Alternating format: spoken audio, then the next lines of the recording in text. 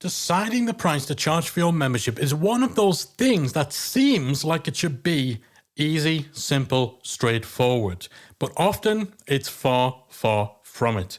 There's no clear formula. There's no sensible way of coming up with a price for your membership. There's so many different ways to approach it, so many different factors, and quite a lot of the time, pricing is illogical because so much of it has to do with the perception of the value that your membership delivers. So in today's episode, we're going to talk a bit about that and look at the different ways in which multiple different angles, different perspectives can affect your decision on membership pricing. Here we go.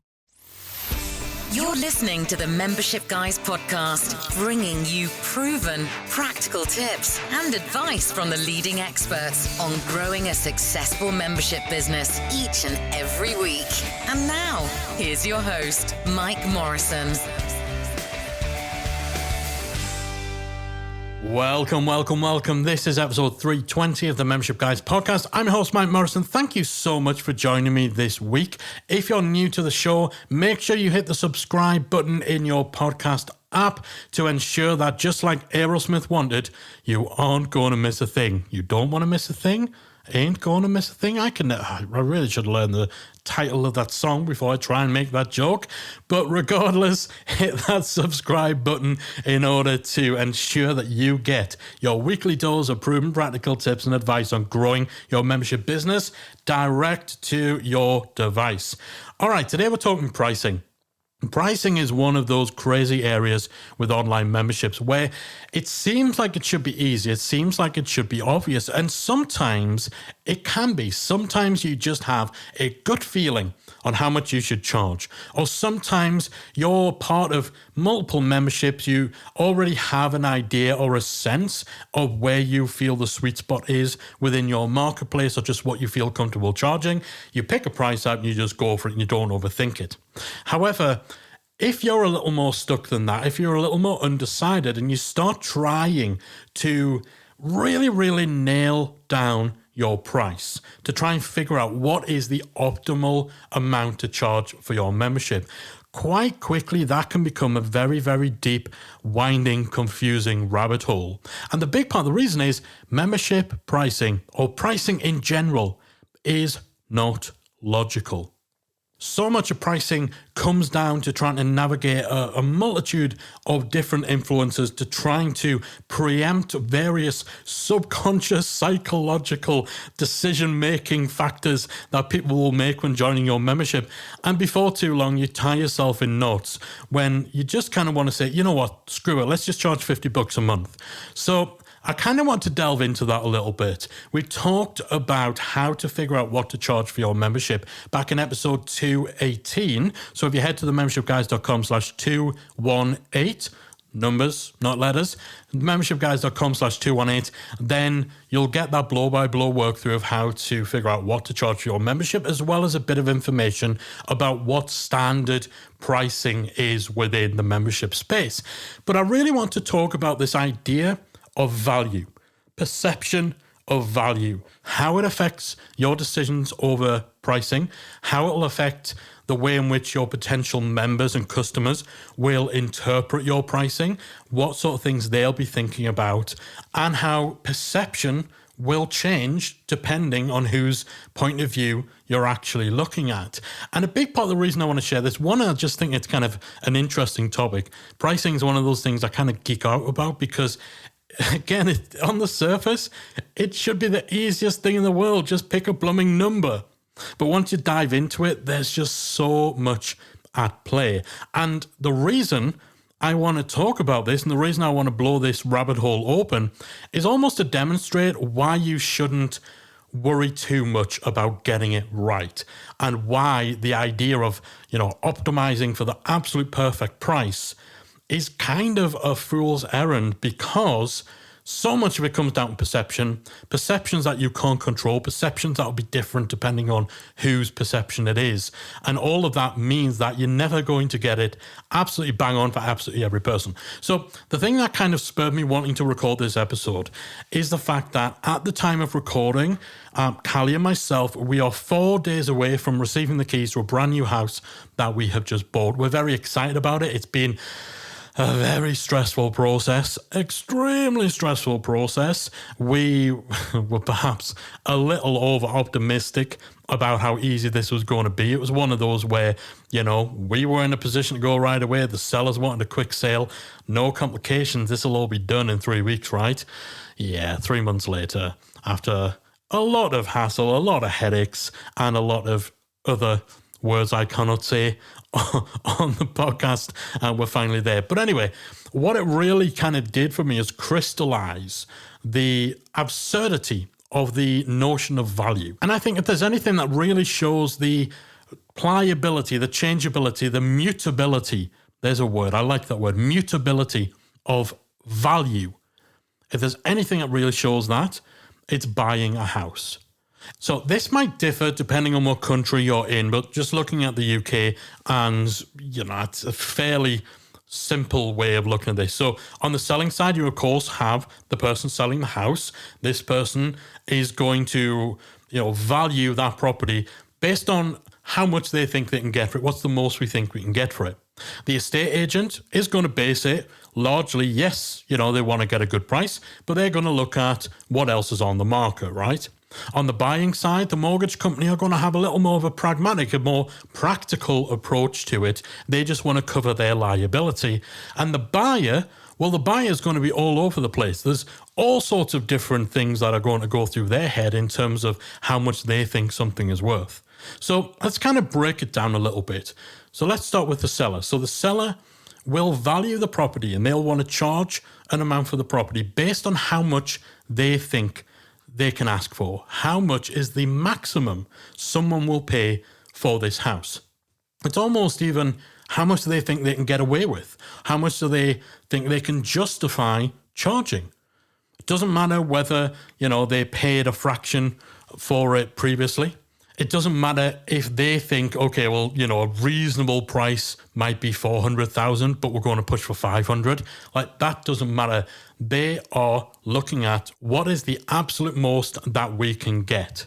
Now, of course, they'll need to factor in things like, whether or not they need to raise a certain amount of money to clear off their mortgage, to clear off any loans or debts on the property. They're going to be thinking about their next property. How much do they actually need to have in the bank in order to purchase their new home?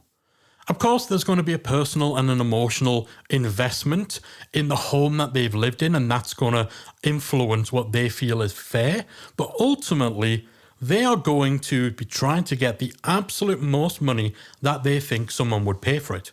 So this is an example of pricing based on what will the market bear. So this term is actually an often used term when it comes to pricing. Pricing based on what you feel the market will bear. So you price it according to what you feel people will tolerate in terms of a price point, what you feel they'll be willing to spend up to. There's no real logic involved with that. You'll obviously be looking at, okay, well, what have people paid for similar properties in this area or in other areas? But ultimately, you're looking for anything that will kind of justify to you and, put you in a position to try to justify to a potential buyer, having that ceiling, having that price point as high as possible. So that seller is pricing based on what they think the market will bear. Whether that's fair or not, whether that's reasonable, whether it's realistic, that's what they're going for. They want the most money and they're trying to figure out what is the most someone would pay and what is the most we can advertise this property at before someone will just look at it and say, not a chance, not a chance. And it makes sense. They're the seller, right? They're the ones who ultimately end up with the money in their pocket. Now, their realtor or estate agent, what we call them here in the UK, they will be certainly looking at, how do we get the most that we can, but they're going to be focused a lot more on what else is on the market. So they'll be looking at, the factors that affect the marketability of this property. So what are other properties in the same area selling for? What's going on in the wider property market? What are the market conditions? Is the property prices increasing steadily? Are they stagnant? Are they dropping? That's all going to factor in to what they put the property on the market for. What other commercial elements are there? They'll have an understanding of, is there actually a lot of alternative options on the market, or is this an area in which not many other properties come up? That's going to factor in their pricing as well, because they'll know what the supply and the demand situation is within a particular market. So your realtor, your estate agent, they are looking much more at the market conditions. They're looking at the commercial side of things in terms of how do we package this? How do we present this? What is the competition doing, essentially? And again, this is a perspective that you can need to take when it comes to your membership pricing. What other competitors exist? What other alternatives are there? What are they charging? Are they new options that are opening up, new memberships opening up? Are there big players, established players? How do you fit? How do you compare? Is, this particular area you're starting your membership in, is it a rising trend, a growing trend? Is it a real hot topic right now? Or, are you teaching people how to design MySpace pages? So again, your realtor, your estate agent, they are taking a look at that wider market. They have their finger on the pulse. What is going on within this space? So this is a different angle, a different approach to pricing, and the way in which the estate agent assesses the value of that property, or certainly, the ability to match up the pricing and the perception of value. Their approach to it is completely different to the seller. The seller just wants as much as they can possibly get. The estate agent is looking at that and saying, okay, obviously we want to be paid a fair amount. We want the amount that we're paid to reflect the value of what is on sale. But what are we up against? What else is going on? Where is the market? Where is the industry? What's the bigger picture? Where do we fit? And how can we price ourselves strategically according to those factors? Now, flipping to the buying side, your mortgage company. So really, two interested parties. There's your mortgage company, assuming you're getting a mortgage, and there's the buyer. And we'll come on to the buyer last. Your mortgage company have a much more pragmatic approach. They're going to be valuing your property based much more on practical considerations. So they'll kind of factor in things like, literally, what is the value of the bricks and mortar? How much would it be to rebuild this property? How much would we likely fetch for this property if we had to sell it at auction if the seller defaulted on their mortgage, right? So they're looking much more in real terms.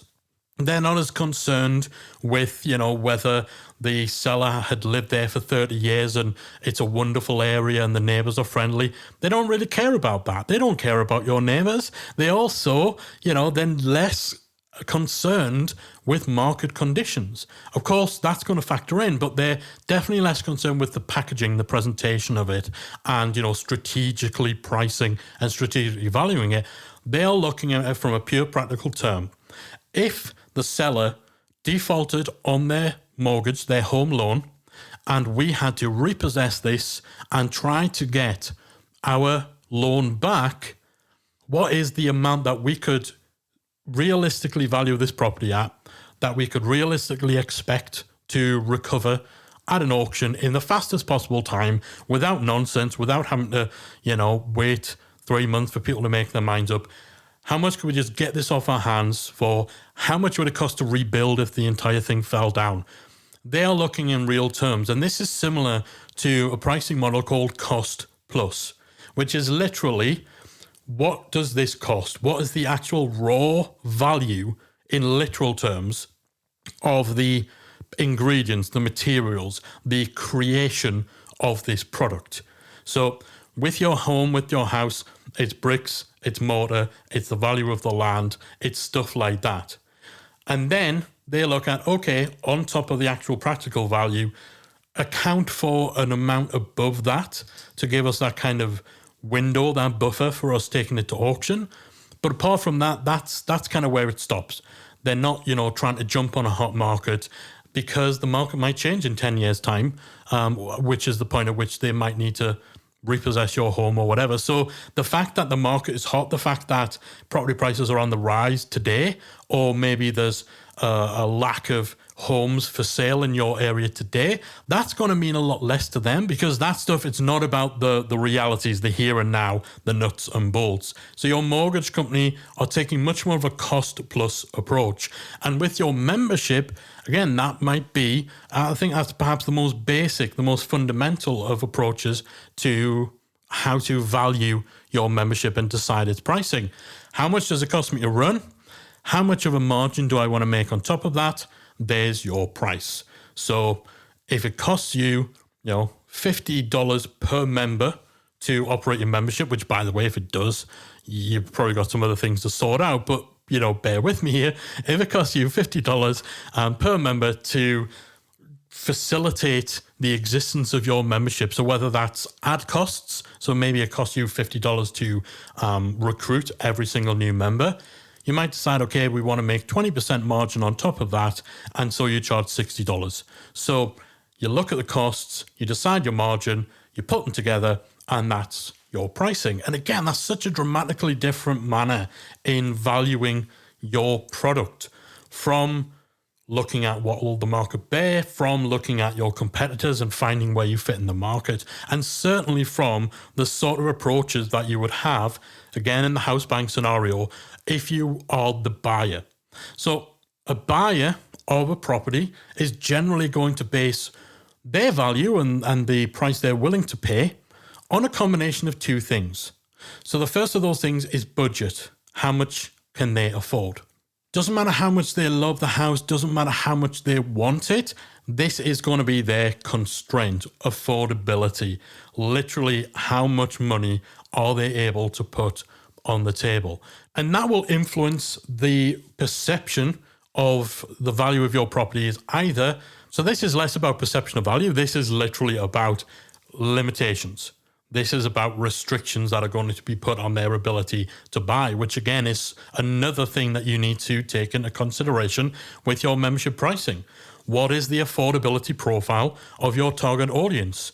What else are they paying for? What disposable income do they have? Will they see your membership as a must-have or a nice-to-have? Is it something that they need for their job, and therefore, they're more likely to perhaps cancel or downgrade their cell phone bill in order to afford your membership?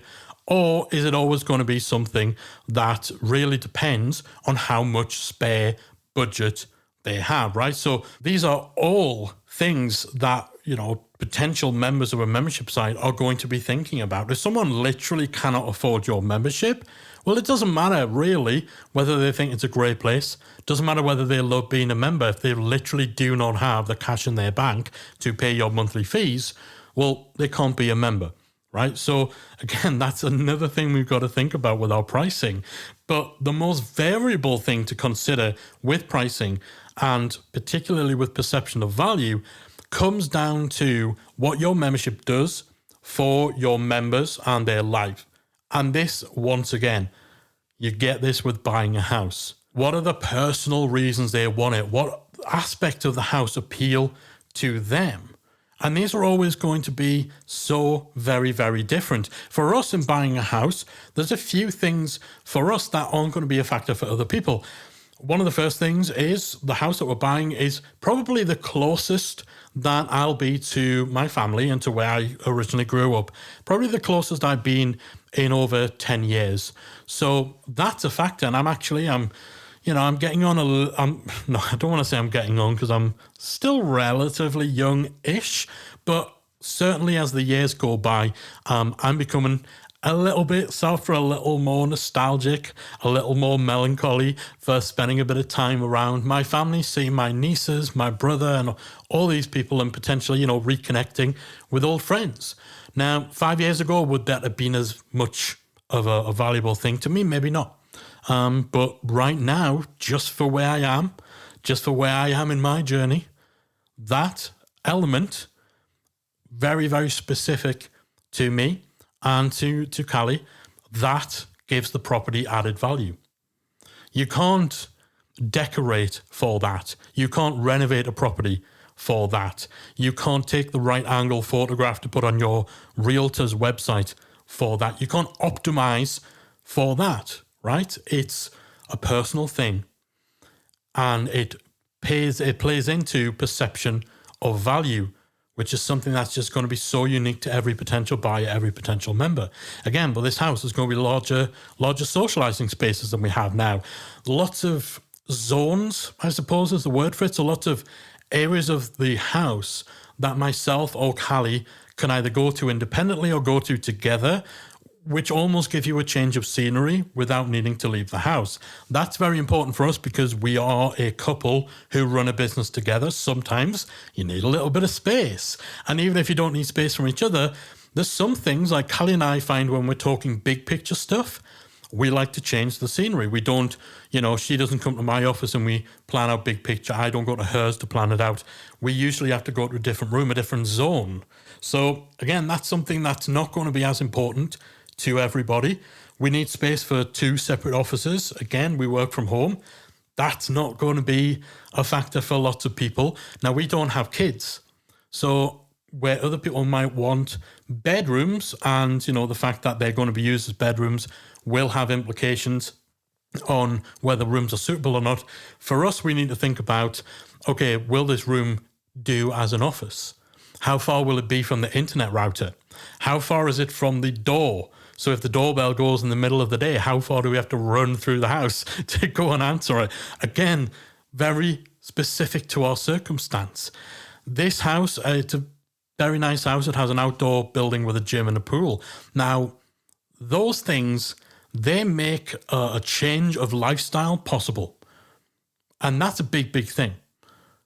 And it's something that wouldn't be possible with other options. So again, some people will go and see that and think, well, it's wasted space. I can't swim. I don't want to swim. Why would I want to maintain a pool? Whereas we see it and we see a potential lifestyle change that appeals to us in a big, big way. And that all feeds into value perception. Then there's things we don't care about. We don't care about schools. Other than the fact we don't want to be too close to them. We don't want the noise of being too close to schools. We don't want people parking outside our drive and blocking our drive because they're picking their kids up from school, which happens a lot here in the UK. But other than that, we don't have to think about catchment areas. We don't need to think about, will our little kids be able to get in the local schools? We don't have kids. We have no intentions of having kids. So something that is usually a huge factor for most house buyers is irrelevant to us. We also don't care about commute times because we don't commute. We don't really care too much about transport links because we don't generally take public transport. So again, a different couple could walk in that house and value completely the opposite things to us. And they could look and say, yeah, I wouldn't pay X amount for this because it's too far away from work, because it's not close to any schools, because the layout of the house doesn't fit how we want to use it. So the whole point of all this is to really kind of put you in your members' shoes and recognize that every buying decision is an individual one. Every buying decision is a personal one. What will your membership do for them? Where will it meet them at? So where are they right now? What's going on in their life? And where will your membership meet them at within their journey? How will it fit? What is it going to make possible for them? What's it going to change for them? Why is that something they'd be interested in? What other factors are at play? And when you start to realize the reality that every single person who visits your sales page, reads your marketing collateral, opens up a sales email and contemplates joining your membership, every single one of them will have an entire backstory, an entire collection of different factors, different thought processes going on around their decision to join your membership. Then the notion that you could come up with a price that each and every one of them would look at and say, yes, this accurately matches the way in which I perceive and value this membership. It's ludicrous, right? So that's really the crux of what this episode is about. It's not really to teach you anything, but almost to kind of demonstrate just how nuts it can get where you actually dive deeper into the whole notion of figuring out the right price, the perfect price, the optimal price for your membership site. There are so many different approaches that you could take to pricing up any sort of product like a membership. You can look at what you think the market will bear. So what's the most we think we can charge before we start turning people away? You can look at what are other people doing and, how does what's going on in the market reflect on what we can charge for this membership?